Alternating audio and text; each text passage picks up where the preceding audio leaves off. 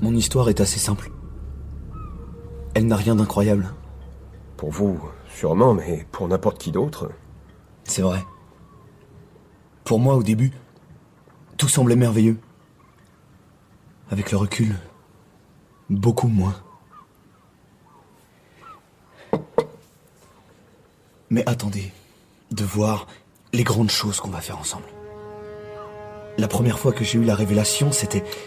Laissez-moi fermer la fenêtre.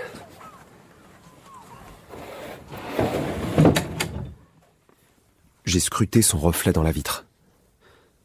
Cette robe de chambre sans tête, sans main, qui essuie des lèvres invisibles, avec une serviette miraculeusement suspendue.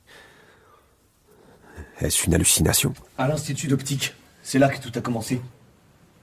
L'Institut d'optique? Je me suis retourné. Invisible, dans la robe de chambre que je lui avais prêtée, Gerfaut tel que dans le reflet, était une voix sans corps qui prenait son petit déjeuner dans mon salon. C'est là que je suis allé après la fac. Vous saviez que j'avais abandonné médecine pour me spécialiser en sciences de la lumière? Non? Eh bien, c'est ce que j'ai fait.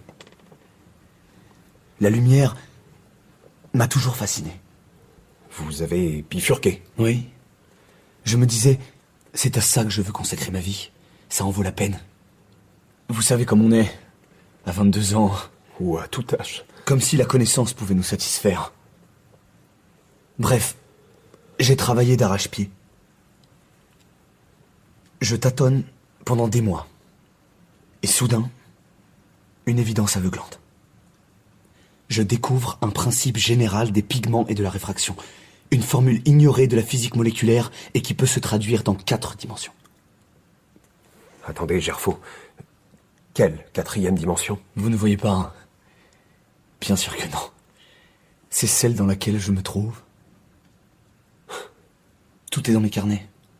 Ceux que j'ai eu le tort de confier à ce maudit vagabond d'Oleg. Dans mes carnets de recherche, il y a des merveilles, des miracles. Je décris de page en page comment réduire l'indice de réfraction d'une substance, solide ou liquide, pour qu'il corresponde à celui de l'air.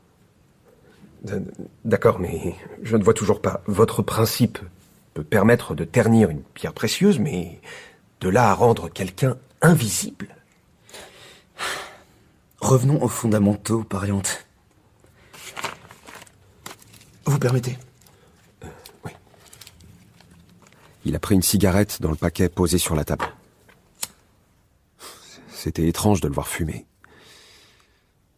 Sa bouche et son gosier, son pharynx et ses narines se découpaient comme un moule éphémère dans le tourbillon de fumée. La visibilité dépend de l'action des corps visibles sur la lumière. Un corps peut soit absorber la lumière, soit la refléter ou la réfracter, soit faire tout cela en même temps. Mais s'il ne reflète pas, ni ne réfracte, ni n'absorbe la lumière, alors il ne peut pas être visible par lui-même. Tout en suivant sa démonstration, je croyais revoir le visage de ce jeune étudiant rencontré à la fac. Sylvain Gerfaut. Déjà, à l'époque, je lui trouvais quelque chose d'exalté et de farouche qui me mettait mal à l'aise. Il était plus jeune que moi et nous n'avions jamais été assez proches pour nous tutoyer. Il semblait avoir sans cesse quelque chose à prouver et s'imaginer qu'on ne lui accordait aucun crédit. Même après l'obtention de sa médaille de chimie. Quand il s'est volatilisé après sa 2e année, j'avais pas cherché à savoir ce qu'il était devenu. Je crois que j'étais vaguement soulagé de plus le voir dans les parages. Prenez par exemple une plaque de verre que vous brisez et réduisez en poudre. Tant que la poudre est dans l'air, elle reste aussi visible qu'une poudre blanche opaque. Vous voyez pourquoi? La pulvérisation multiplie la surface de verre qui se reflète et se réfracte. Chaque grain de poudre traversé par la lumière est donc visible. Mais la même poudre de verre, plongée dans l'eau, disparaît aussitôt. La poudre de verre et l'eau ont à peu près le même indice de réfraction. Vous voyez? Tout corps transparent devient invisible si on le place dans un milieu ayant un indice de réfraction similaire. Et si vous y réfléchissez un instant, vous verrez aussi que la poudre de verre pourrait disparaître dans l'air si on arrivait à rendre son indice de réfraction identique à celui de l'air. Car il n'y aurait alors ni réfraction, ni réflexion lorsque la lumière passerait du verre à l'air. Oui, certes, mais un homme n'est pas de la poudre de verre. Non, il est bien plus transparent. C'est du délire. Un médecin me dire ça? Avez-vous tout oublié de la physique-chimie? Songez à tous ces corps transparents qui semblent ne pas l'être.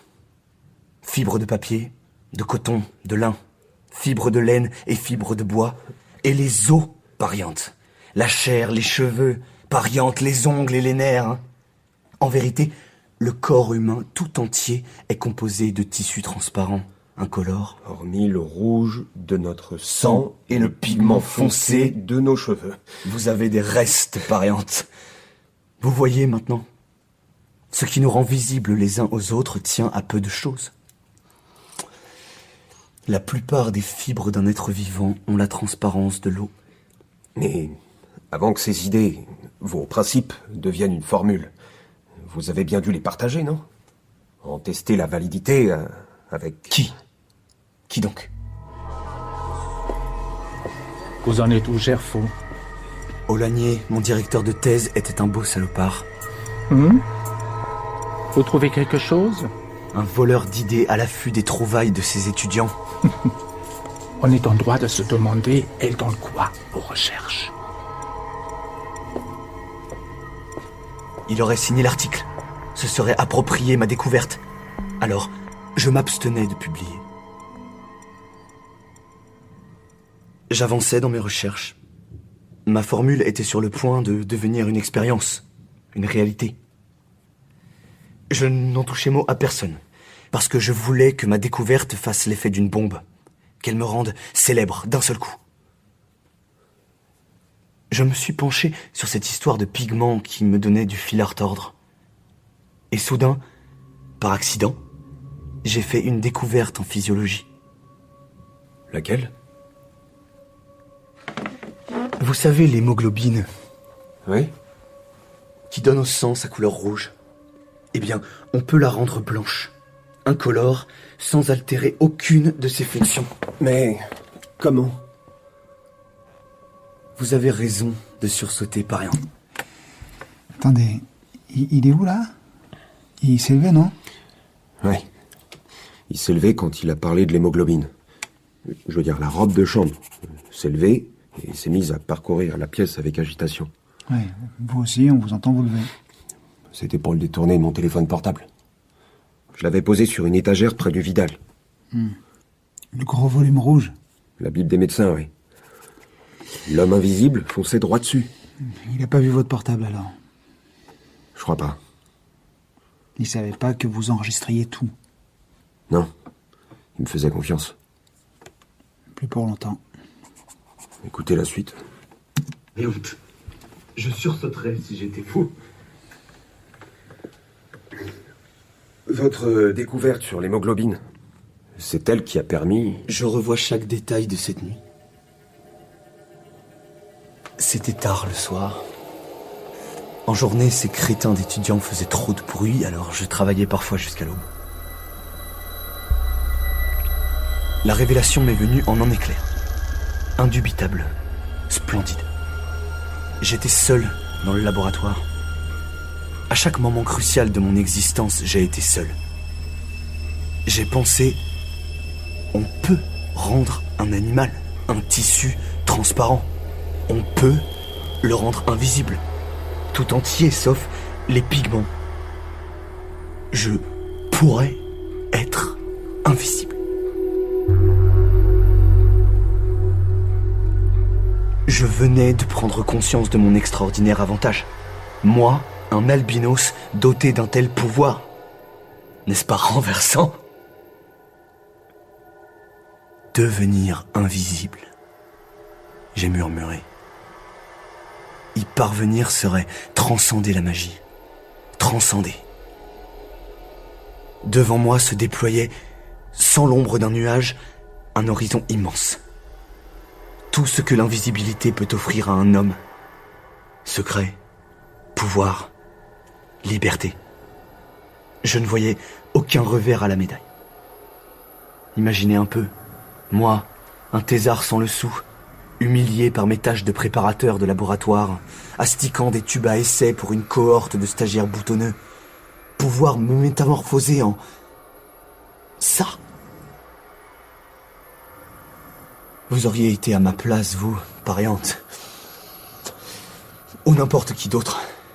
Vous auriez plongé là-dedans jusqu'au cou. Vous croyez ça? Vous, moi, n'importe qui d'autre. J'ai travaillé 3 ans, comme un damné. Oui, Gerfo. C'est le professeur Olanier. Je vous ai laissé plusieurs messages. Chaque difficulté, chaque obstacle que je surmontais en révélait d'autres. Plus épineux encore.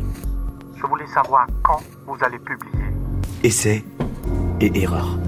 Une véritable torture. Et mon directeur de thèse qui me harcelait. Ça commence à bien faire, là. Vous trouvez Gerfo ou vous ne trouvez rien? 3 années à court d'argent. 3 années à dissimuler et subir. Pour me rendre compte, au bout de 3 ans, que boucler mes recherches était impossible. Impossible. Quoi donc? L'argent. Il jette sa cigarette sur ma moquette. Je me lève pour la ramasser. Toujours d'argent. La robe de chambre me tourne le dos. L'homme invisible fixe la baie vitrée. J'avais pas le choix. J'ai volé le vieux. Volé mon propre père. L'argent était pas à lui et... Et il s'est tiré une balle dans la tête.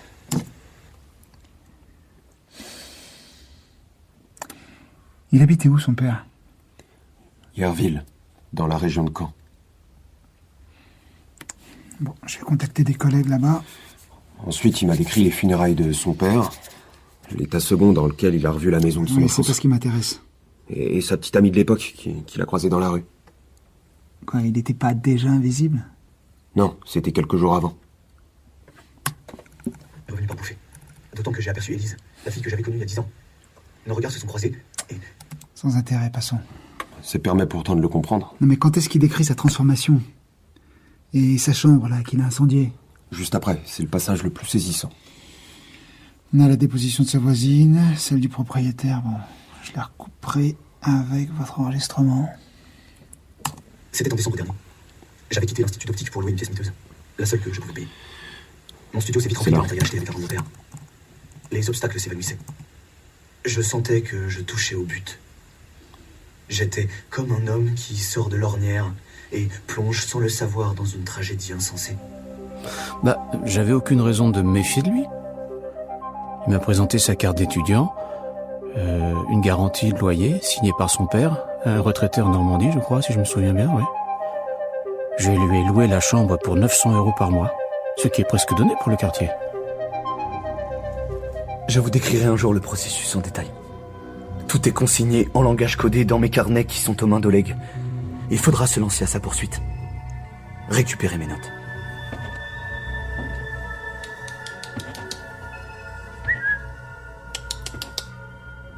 Minette! Minette! C'est sa voisine qui m'a mis la puce à l'oreille. Une fille un peu timbrée, hein, qui passe sa vie à courir après ses chats. La coquine, elle a encore grimpé sur le toit.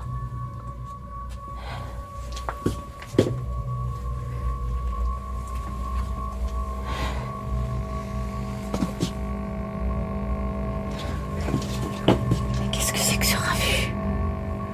Elle m'a appelé pour se plaindre d'une vibration. Un bruit sourd et continu qui provenait de chez l'étudiant. Il s'agit pour l'essentiel de placer le corps transparent, celui dont on veut réduire l'indice de réfraction, entre 2 pôles de radiation électromagnétique.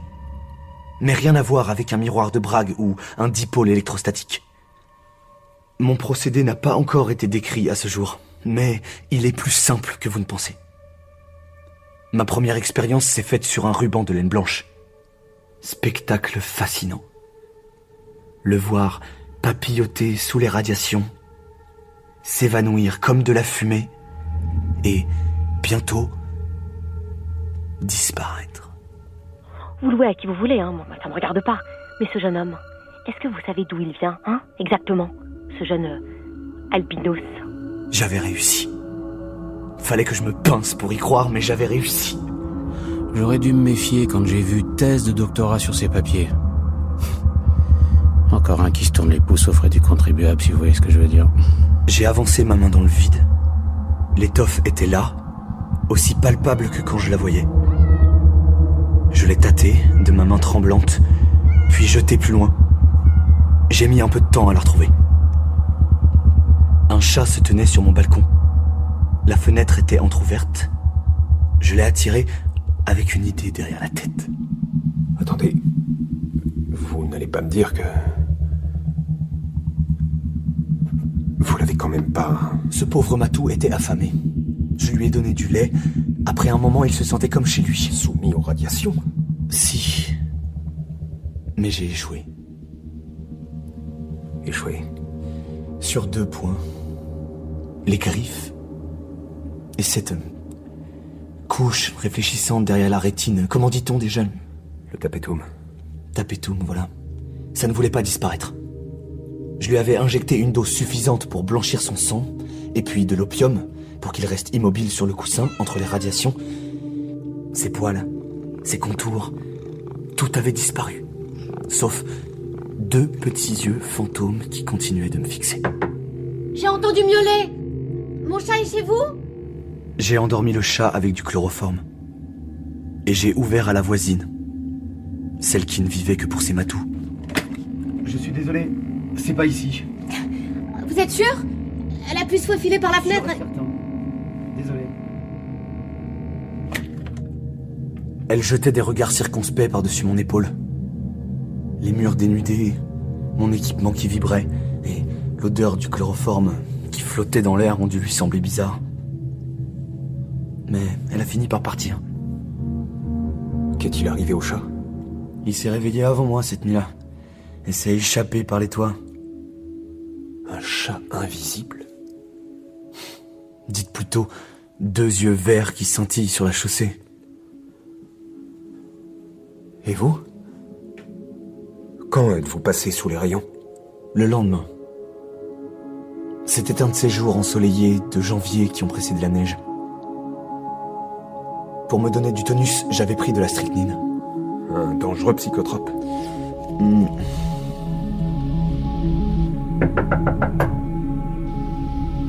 Ouvrez, monsieur Gerfaux. C'est votre bailleur, monsieur Radescu. Vous allez forcer la porte. Il est encore temps de sauver mon chat. Ma voisine avait appelé le propriétaire à la rescousse. Qu'est-ce que vous faites là-dedans?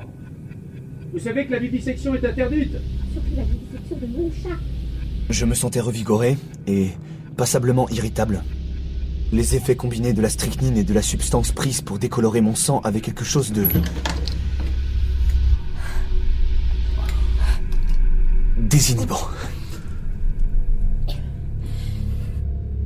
Qu'est-ce que vous me voulez? Il était encore plus blanc que d'habitude. Pâle comme un spectre. J'en ai vu de toutes les couleurs. Mais là, ça passait les bornes. J'avais clairement affaire à un toxico. Débarrassez le plancher avant que je m'énerve! Ils vous ont laissé tranquille? Je savais que je n'avais plus que quelques heures devant moi. Disparaître. C'était trop tentant. Ils allaient revenir avec des gros bras ou la police, fouiller le studio de fond en comble. Dans une fureur grandissante, je me suis activé. J'ai expédié mes carnets à la poste restante et je suis remonté finir l'expérience.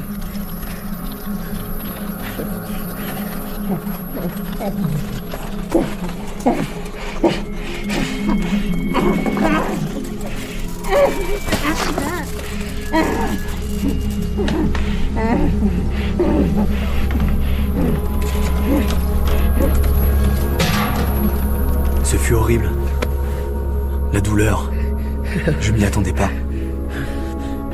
Une nuit d'atroces souffrances. D'évanouissement et de nausées.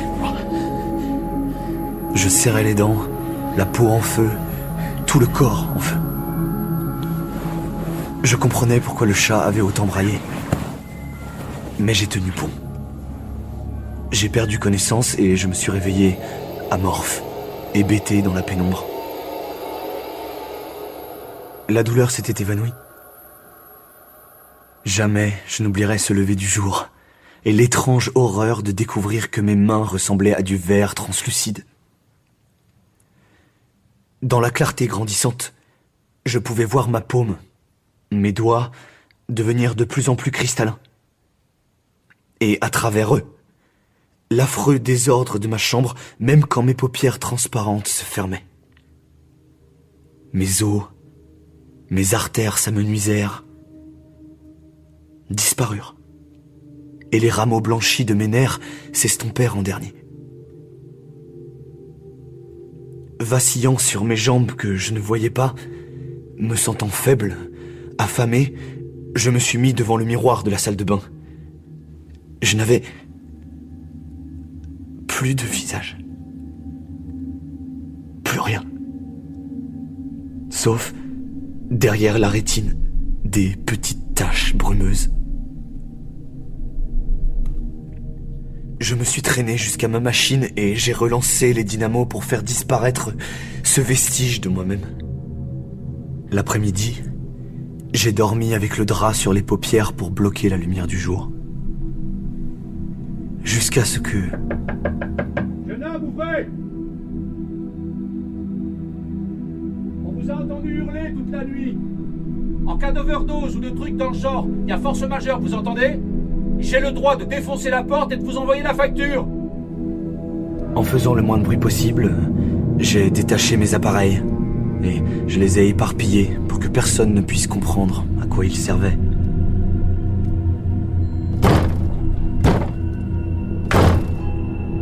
Quand ils sont entrés dans la chambre après avoir réduit la porte en miettes, les flammes étaient déjà très hautes dans la salle de bain et sur le lit, où j'avais roulé en boule couverture, serviette et papier journal. Vous avez mis le feu à la chambre.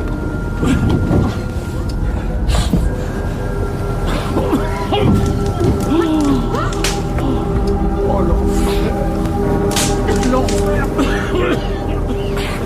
Le feu partout. Seul moyen d'effacer mes traces. Il n'est pas assuré, je parie. Mon chat! Non mais on s'en fout de votre chat là!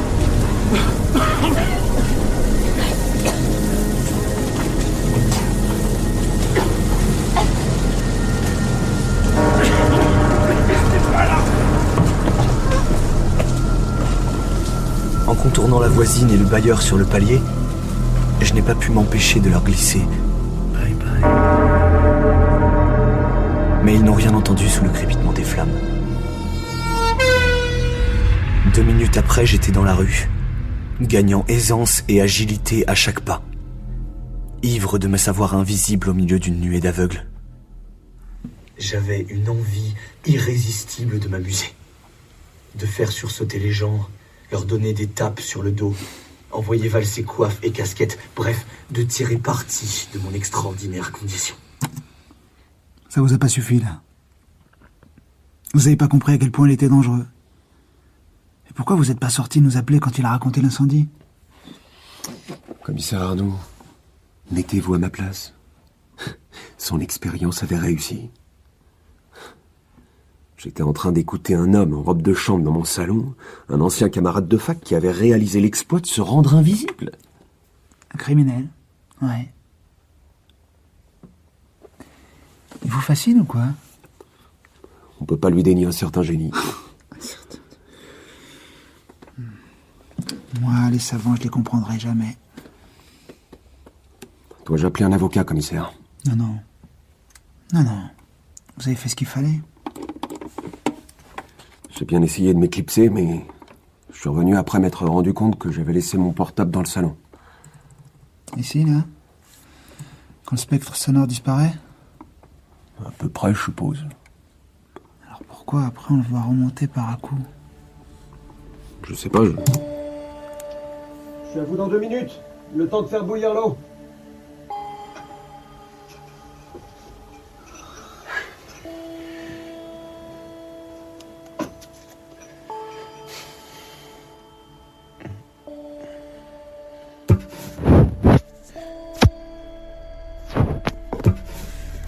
Il a compris. Il sait que vous l'enregistrez.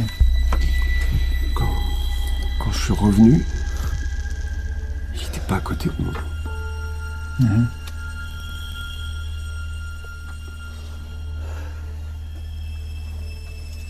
Voilà. J'ai ramené 2 tasses. Je vous resserre du thé? Volontiers. Où en étiez-vous? Sur les trottoirs de la ville. Ah oui. Invisible et nu. En plein mois de janvier. Ah oui. Le froid vous mordait. Les chiens venaient vous renifler. Et les enfants remarquaient vos pas dans les flaques et la boue. Sauf que je ne pouvais plus faire marche arrière. L'invisibilité me collait à la peau. Alors autant en tirer le maximum. Vous en auriez fait autant, pariante. Moi? Je vois bien que vous me regardez avec envie. Mais... La ville, le monde, m'appartenaient enfin. Les plans les plus fous s'échafaudaient dans ma tête. Toutes ces choses qu'on peut faire quand on est assuré de l'impunité la plus totale. Oui, commissaire Arnoux. Ici Céline Dumas, à la Sûreté de Calvados. Je vous appelle au sujet du message que vous m'avez laissé concernant le décès par balle de Michel Zerfaux, retraité à Yerville. Je me suis procuré le dossier. Il y a effectivement des zones d'ombre. L'argent volé, la trajectoire du tir, le schéma lésionnel observé. Pas très catholique pour un suicide. Bref, je vais remettre mes enquêteurs sur l'affaire. Rappelez-moi pour me dire où se trouve son fils, Sylvain Zerfaux. Sa déposition du 9 décembre dernier, juste après les faits, je la trouve un peu floue, à vrai dire.